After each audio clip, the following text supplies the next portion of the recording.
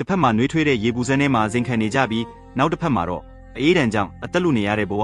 ရုပ်ချင်းတူပေမဲ့ကံကြမ္မာချင်းလုံးဝမတူတဲ့ဒီမြောက်တွေရဲ့ရက်ဆက်လာတဲ့အမှန်တရားကိုတင်သိပါသလားဂျပန်မြောက်တွေဟာတောအုပ်ထဲမှာနေထိုင်တဲ့မြောက်မျိုးနယ်ငယ်လေးတွေပါသူတို့မှာဆောင်းရာသီရောက်ရင်လှုပ်လက်ရှိတဲ့ထူးဆန်းတဲ့အလေးတစ်ခုရှိပါတယ်အဲ့ဒါကတော့ရေပူစမ်းထဲမှာဆင်ရတာကိုအလုံးနဲ့တကြတာပါပဲတဘာဝတရားကြီးရဲ့ဒီလိုပြုမှုကကြည့်ရတာတကယ်ကိုအံ့တာဖို့ကောင်းလာပါတယ်ဒါပေမဲ့ဒီလိုတက်တောင့်တက်တာရှိလာတဲ့မြင်ကွင်းရဲ့နောက်ွယ်မှာတော့ရက်ဆက်လာတဲ့လူမှုအဆင့်တန်းခွဲခြားမှုစနစ်ကြီးရှိနေပါတယ်ဒီမြောက်လောကမှာတော့ယာဒူးနဲ့အဆင့်တန်းကအရာအလုံးကိုဆုံးဖြတ်ပေးတာပါအဆင့်မြင့်တဲ့မြောက်တွေကရေပူစမ်းကိုပထမဆုံးသုံးခွင့်ရကြပြီးအဆင့်နှိမ့်တဲ့မြောက်တွေကတော့အမြဲတမ်းမောင်းထုတ်ခံရပါတယ်အခုလဲမြောက်တကောင်ဟာရေပူစမ်းထဲကနေမောင်းထုတ်ခံလိုက်ရလို့ခါသီးလာတဲ့ဆောင်းရာသီအေးဒဏ်ကိုအလူးလဲရင်ဆိုင်နေရပါပြီရှင်တန်ချင်နေဆိုရင်တော့သူချက်ချင်းနဲလန်းရှာရပါတော့မယ်အခြေအနေတွေဆိုးဝါးလာတဲ့အခါသူတို့ဟာတွေ့ရဲ့အရာမှန်သမျှကိုစားပြီးအသက်ဆက်ဖို့စ조사ကြရပါတယ်ဒါပေမဲ့အဖို့မရှိပဲတကောင်နဲ့ဆိုရင်တော့ကြာရှိခံမှာမဟုတ်ပါဘူးအများအားဖြင့်တော့အုပ်စုကပဲထားတဲ့မြောက်တွေဟာအေးခဲပြီးဒါမှမဟုတ်အစာငတ်ပြီးတေဆုံးသွားတတ်ကြပါတယ်ဒါပေမဲ့ဒီမြောက်လေးကတော့ကံကောင်းတယ်လို့ပြောရမလားပဲဘာလို့လဲဆိုတော့